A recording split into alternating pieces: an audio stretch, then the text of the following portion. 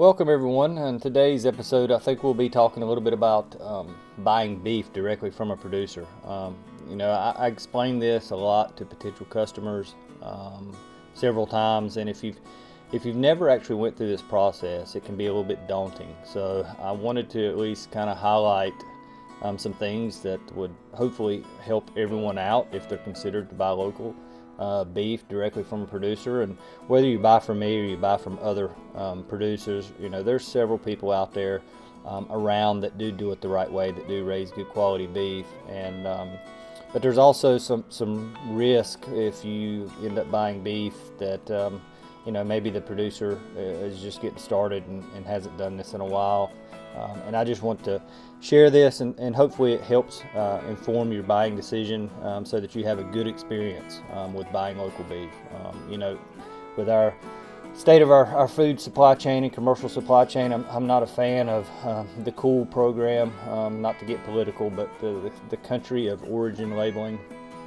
Meat products are exempt from that, and as long as the animal is actually harvested in the United States, it actually gets a product of USA label in the grocery store. So you never really know where that animal came from, where it could have been imported from, what its life was like before it got to that point where it was actually harvested. And so I'm a big fan of buying local meat products. Knowing the producer, knowing how the animal was raised, and knowing that animal was really taken care of all the way through its life, I think ranks pretty high in my book. So let's kind of get into it. There's a couple of things from a common terminology standpoint, kind of in the beef industry, and most people probably may already know this, but if you don't, I just kind of want to highlight a little bit to it. So the term freezer beef, it's really just a term often used for buying beef locally directly from a producer. And then there's a term called a live weight, which is the weight of the animal before harvest, also known as on the hoof weight. And then there's the carcass weight, and this is how we're all paid. This is carcass weight's how we deal with freezer beef. It's how the processing facility charges for processing. They have certified scales, so they're kind of a third party in all of this to make sure everything's fair when it comes to payment on the carcass weight. And so this is the weight of the carcass after all the internals and extremities are removed. Sometimes it's also known as hanging weight.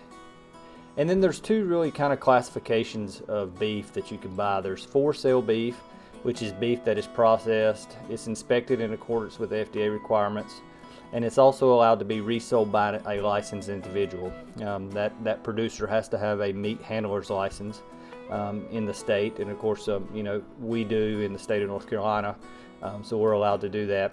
And then there's also what they call not for sale beef, which is basically non-retail beef, and that beef is also inspected, but there's a little bit of differences in that, and it doesn't require specific labeling. So those are some common terminologies that you'll hear when you get into buying some of this local freezer beef. Two kind of comparisons between retail beef and then non-retail beef. Non-retail beef is a little cheaper. Quite honestly, it's more work on the actual buyer than it is than the retail side. So if you look at kind of a comparison here that I've shown, basically retail beef, it requires a state meat handler's license to sell legally. The animal is actually examined before harvest. So they're looking at that animal, making sure it's completely healthy, etc. That's great, but if you're buying from a quality producer, he's going to make sure that even if you're buying non-retail beef, that animal is healthy. He's not something wrong with that animal. So I wouldn't let that be a deciding factor. So the processing is overseen by the FDA inspector. The package, it requires all the proper FDA labeling, so it had all the safe handling food instructions just like you have in the grocery store. Each individual package has to be weighed, and then of course it's reported on the packaging, and that's what really kind of helps drive up the cost on the processing side. It's just more labor intensive for the processor, and then the buyer is required to pay the 2% food tax. So you do have to pay tax on this route if you go this way.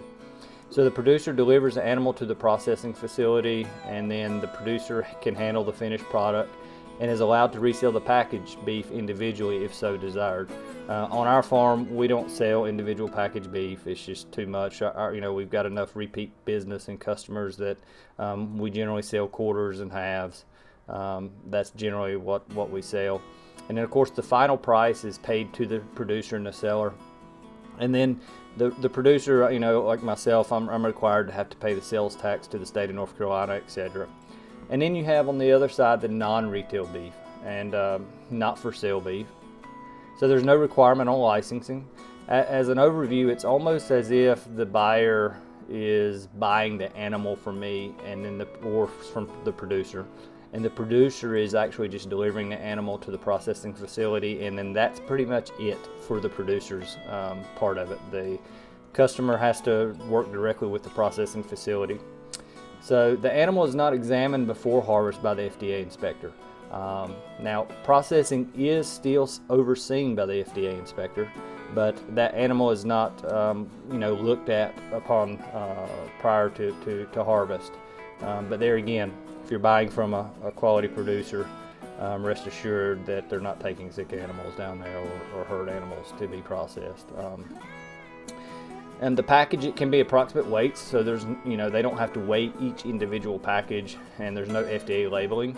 Actually, the package will display not for sale. And I'll show some of this packaging that we have of our own personal beef here shortly to kind of help you see what that looks like. And then of course the producer is not allowed to handle the finished product. The buyer actually has to pick up the finished product at the processing facility. There's no tax is paid on the beef. And honestly, you really kind of have to buy half of a carcass at a time when you do non-retail beef. I mean, you can do quarters, but it takes a lot to planning. You got to get 4 people. A half of a carcass has to be cut the same. So that means that you got to have 2 people that each want a quarter, and they still want that quarter cut exactly the same. And so from a logistics and planning, it's very difficult to do it. Now, big families, sometimes it works out great because they just, they go in, they buy a half or they buy a whole, and then they split it up 4 ways. And, but for the producer to have to try to manage finding 4 customers, 2 that wants, their beef cut exactly the same way, it's difficult. And so that's the downside to it. It is a little bit cheaper on the processing costs, roughly about 10 cents per pound carcass weight. And don't quote me on these are just rough estimates. I mean, you'll have to work directly with the processing facility to get any of the pricing and the differences, but roughly that's kind of where it falls. It is a little bit cheaper. And so the buyer really pays the producer for the animal.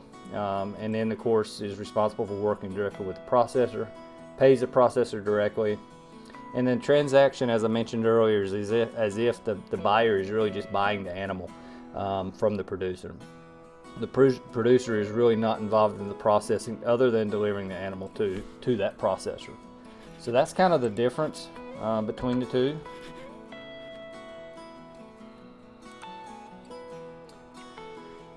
So here's an example of how the pricing is done.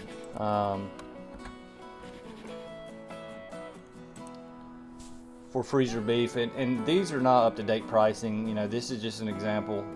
If you're interested in our current pricing, give us a call. We'll talk about it. I just kind of wanted to just put some numbers in there that was somewhat reasonable. But with the cost of feed and everything, the prices they fluctuate and they change. So any of this pricing is really just for reference, especially when it comes to the processing cost as well. Their pricing changes as well. So if you look at it, let's assume that we had a hanging weight or a carcass weight of 600 pounds of an animal. Basically, if you looked at retail beef, it's just one flat rate per pound. So in this example, it's $5.50 per pound, and then plus the 2% food tax. And that would cover processing, the animal, everything. So when you look at that, you're looking at $5.50 times 600 pounds, that's $3,300 plus 2% tax. So the total price paid to the producer would have to be $3,366. Now that's for the entire beef, that's a whole. So if you looked at, a quarter, which is what most people end up buying a lot of times, either buys quarters or halves, you basically just take that number and divide by 4. It's 841.50. Half of it's divide that by 2 would be 1683. So that's pretty simple. I've got a lot of customers, even though they understand the non-retail beef, they just assume do the retail beef side, partly because they don't have to fool with it. They don't have to worry about going to pick their meat up at the processing facility. They can just come here to the farm and get it, and it is a much easier process to go through.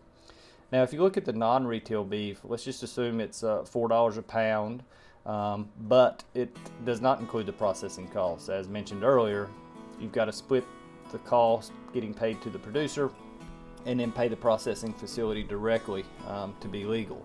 So if assuming that same 600-pound carcass weight, the price would be $4 a pound, so $2,400 would be paid to the producer.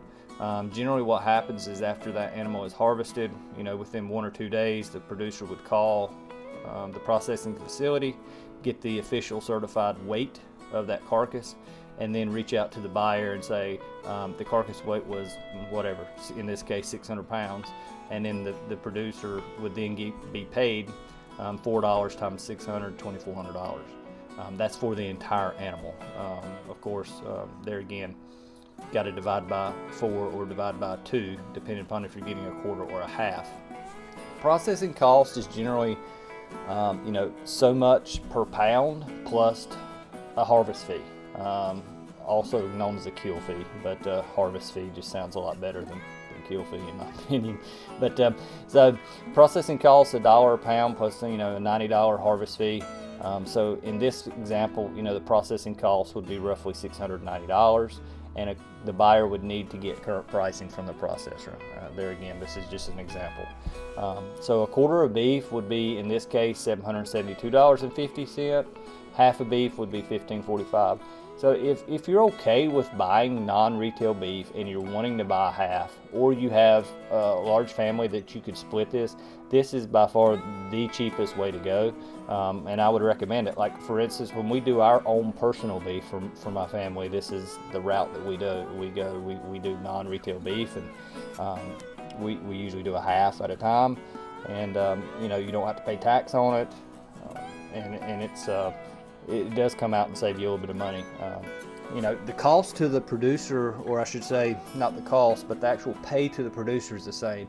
So for me, it really doesn't matter whether you go the retail beef side or you go the non-retail beef side. I've kind of, personally, I've priced my beef the same so that I get paid really the same either way. I do get paid just a little bit more on the retail side just because I have to physically go pick the beef up, and I've got time and fuel and everything else into that.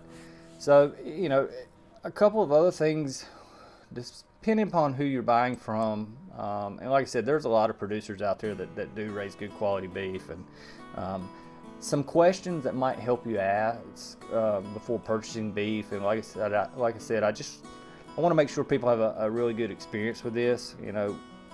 I've had a personally bad experience. One time, I'll never forget, we were in high school and Mom had bought a quarter of beef, and obviously we didn't know anything about it.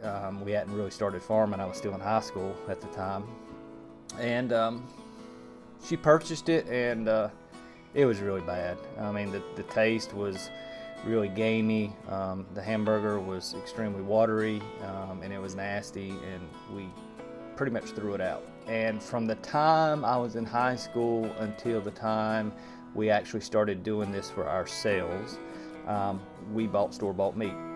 Mom actually went this route to try to buy local beef one time, had a very bad experience, and it completely turned her off, and she never done it again. And that's what I want to avoid, and not just for me, but just for all fellow cattle producers, etc. Right? I want to support local, but in order to have a good quality product, the customers need to be informed to make sure that they have a good buying experience in this.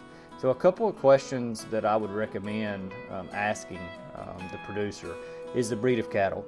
I'm not going to get into a debate. There's lots of research, but I'm a fan of Angus cattle just because of the marbling characteristics of it. There's a lot of research on it. They're certified Angus in in the grocery stores, etc. So the marbling aspect of Angus is just good. So that's what we've used. That's what we've always had. That's the only breed of cattle. That's what I started with, and so I'm sure that there's good breeds of cattle out there, and I'm not disclaiming any of that, but for us, Angus cattle seems to work out well for us. So the other question, how old is the animal at harvest? All right, I know that for us personally, we will not harvest anything that's over 20 months old.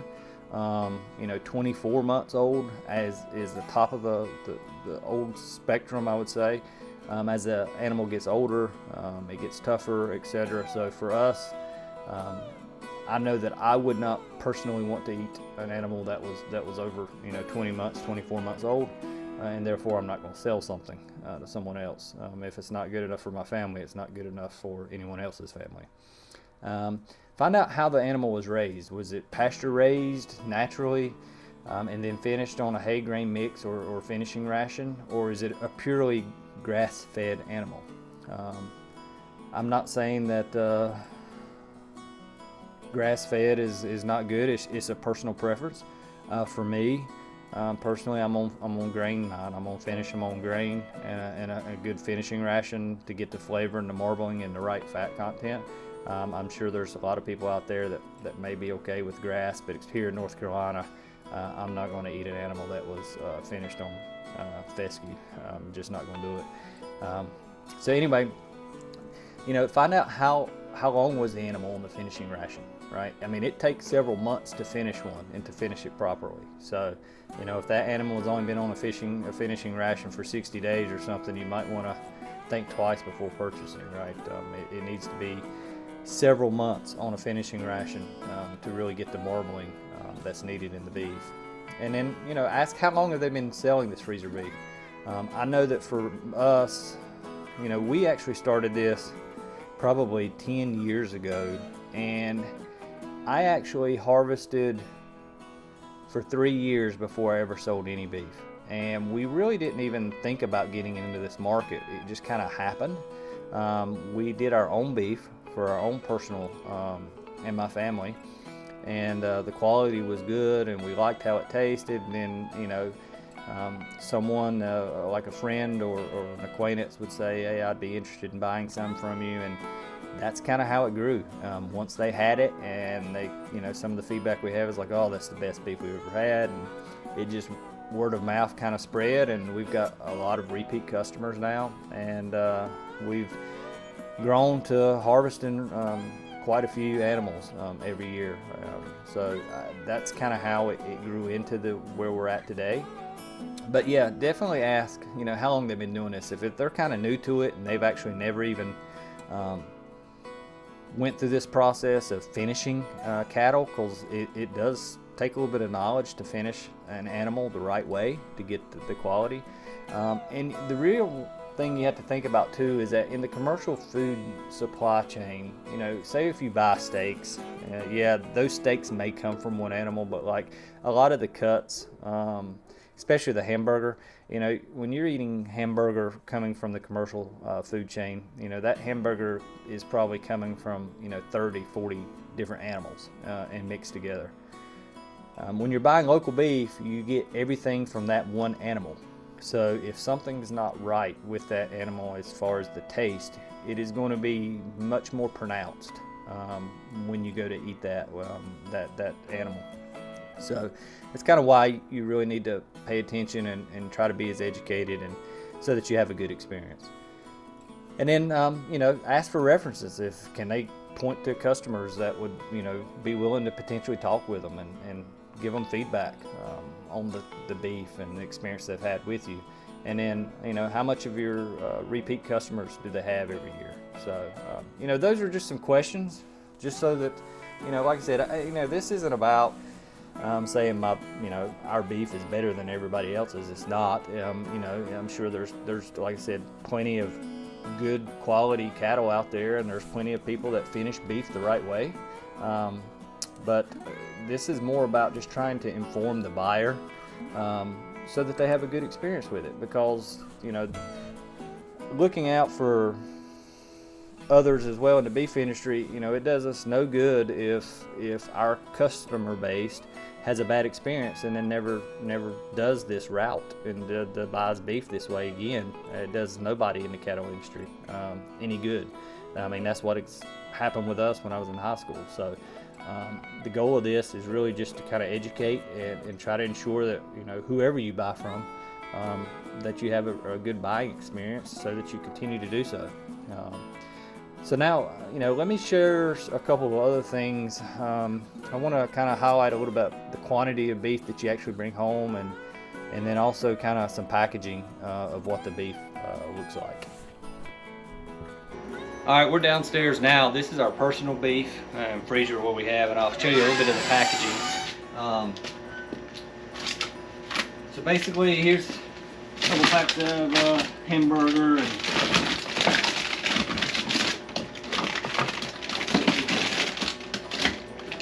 but you can see the packaging on this.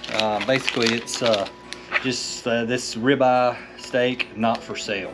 And of course, you can see all the marbling in it, which is characteristics of our beef and how we finish them. But that's kind of for the not for sale type of process that you go through for your beef. This is kind of the labeling that would have. Same packaging, same everything, same vacuum packing. Really, the only difference, like I said, is the FDA oversight of the animal pre-harvest, and then of course the labeling that goes on the package. Everything else is pretty much the same. Okay, then we're outside now, kind of our outbuilding where we keep our for sale or retail beef. This area gets inspected once a year to keep your meat handling license. This is our freezer that we use. Unfortunately, we really don't have any beef right now. The only thing I do have left is something that we actually give for free to someone that we know that actually enjoys this cut of meat. I don't really care much for it, but they like it, and that is the tongue. But actually, I've never had it, nor do I really want to try it, but there's some people, so we actually just give this away to the individual that asked that we keep these. But you can see the FDA labeling. It basically has the safe handling instructions, and packaging is still the same. And then of course the actual weight gets displayed as well, and that's really kind of the only difference in the not for sale versus for sale beef. In terms of how much beef you actually get, it's hard to say. What I can tell you is that if you're accustomed to a full upright freezer like this, then a quarter of beef is going to take up roughly half that freezer. And I will say that, like for pickup, we use these coolers. These are 150 quart coolers that we use. So 1/4 of beef will fit in here. So if I was picking up one steer, I would take 4 of these coolers. And they won't fill it all the way up, but they'll fill it almost to the top. So hopefully that gives you an idea of the amount of volume that you actually get from a take-home beef. And that's probably a live weight animal, somewhere around 1175 to 1200 pounds, and a carcass weight of 650 to 750 pounds. That kind of gives you an idea of how much meat you could potentially take home. Okay, back now to kind of review the last slide that I wanted to share, and that is how much take-home meat can I expect to bring home in terms of pounds. I tried to share some with the freezer space and some with the coolers for the volume, and it's really difficult sometimes to know exactly how much meat you'll be taking home. It varies from animal to animal, but what I can share with you is some data that we have from an animal we processed this year, and kind of give you a little bit of an idea. So on an animal we processed this year, his carcass weight was 720 pounds. So half of the carcass weight was 360 pounds. The take-home cuts for half of this animal were as follows. Ground beef, we had 85 pounds. Stew beef, we had 30.18 pounds. We had 9 packs of beef ribs at 26 pounds. Cube steak at close to 15 pounds. Ribeye steaks, 10 pounds. Sort of beef sirloin tip roast, a little over 4 pounds. Some beef shoulders at 5.5 pounds, filet mignon, a little over 3 pounds, chuck roast, 5.42 pounds, New York strip, 9 pounds, and beef sirloin steaks was 10 pounds. So this is the approximate amount of take-home meat. All right, so this gives you an idea. It really varies. It depends on the animal. It depends on how much trim is done, the amount of hamburger you get, roast, etc. And it's also determined by the cut instructions of the animal. For example, how lean you want your hamburger, how much fat you want to keep, etc. So this gives you a little bit idea, but like I said, every single animal will be different. And that concludes this presentation. Hopefully it was informative for everyone. And like I said, the main purpose of this video was really just to try to educate the buyer so that they have a good experience. Hopefully it was informative to everyone. Don't forget, if you like the content we're sharing, to like or subscribe. And I really appreciate everyone's support. Appreciate you watching. And if we could ever help you out, just let us know. Thanks.